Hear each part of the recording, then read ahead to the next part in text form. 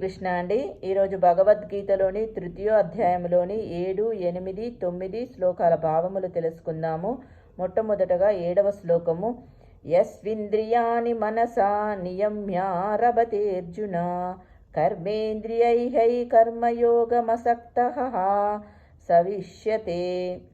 దీని భావము, ఓ అర్జున, అట్లు కాక మనసు చేత క్రియాశీలక ఇంద్రియములను నిగ్రహించుటకు యత్నించి ఆసక్తి లేనివాడై కర్మయోగమును ఆరంభించు శ్రద్ధావంతుడు అత్యుత్తముడు అని భావము. 8వ శ్లోకము. నియతం కురు కర్మత్వం కర్వజ్యాయో హ్యకర్మణః శరీరయాత్రాపి చ తేన ప్రసిద్ధేద కర్మణః. దీని భావము, నీ విద్యుక్త ధర్మమును నీవు శ్రద్ధగా నిర్వర్తింపుము. అట్లు చేయుట అసలు కర్మ చేయకపోవుట కంటెను ఉత్తమము.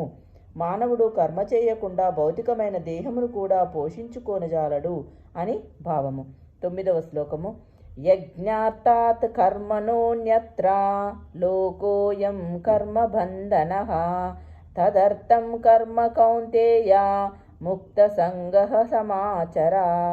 దీని భావము, విష్ణువు కొరకై యజ్ఞ రూపమున కర్మ నొనరింపవలను, లేనిచో ఈ భౌతిక జగత్తున కర్మ బంధకారము కాగలదు.